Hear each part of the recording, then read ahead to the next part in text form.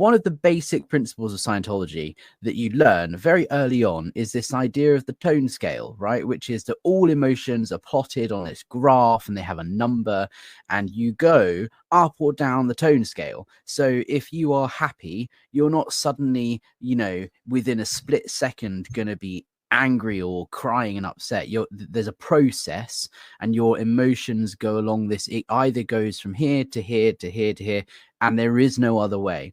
Now, obviously, that is not the case. Emotions are transient. There isn't like a way that we all experience emotions.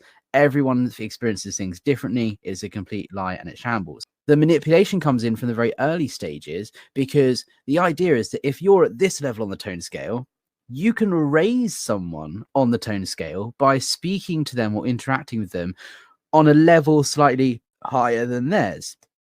So the idea is if someone's down or upset or sad, you can make them happy, bring them up on the tone scale by behaving in a certain way.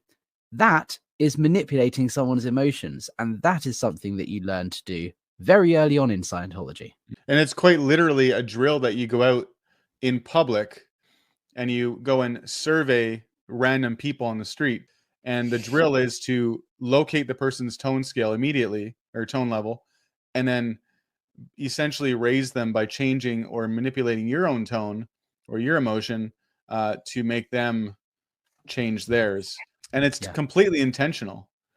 They don't teach it as manipulation. You don't think it's manipulation. You think you're helping the person, helping someone move up or down the tone scale. You're not being an effect of your emotions. You're in charge of them, which is a good thing. That's how you think of it.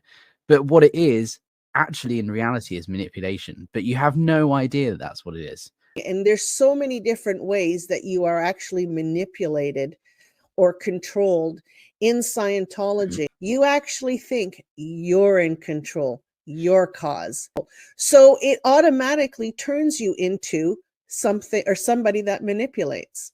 It's just a natural progression as you go further and further along into Scientology and further up the bridge. And in reality, you learn to manipulate. Scientology goes so deep in your brain.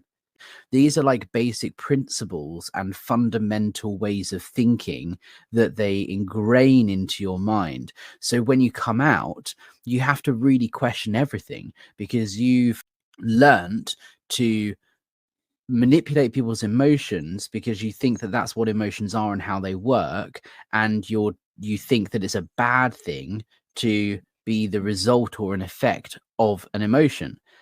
And so because that's a core fundamental belief from which all of your understanding on emotions is based, it takes a long time to really grind that down. But I instinctively saw this guy who was upset or angry, and I just instinctively was trying to get him to not be upset or angry anymore, which in your head sounds like a good thing.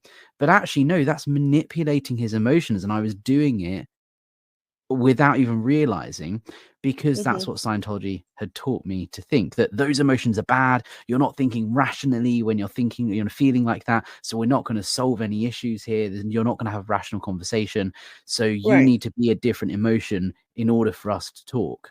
Right. It's on the premise that if you're low toned, it's succumb, it's bad. If you're, if somebody's in grief or anger, it's unproductive. It's like destructive, basically, right? Yeah. Not just like an emotion. Yeah. So you have to like really do that work on what you think about different emotions, because like I said, I wasn't applying the tone scale. I was just doing it 6 years after I left. So you have to really, that's the recovery part, is like go deep down and be like, okay, what do I think the emotion of grief is? What does that look like? How does that feel?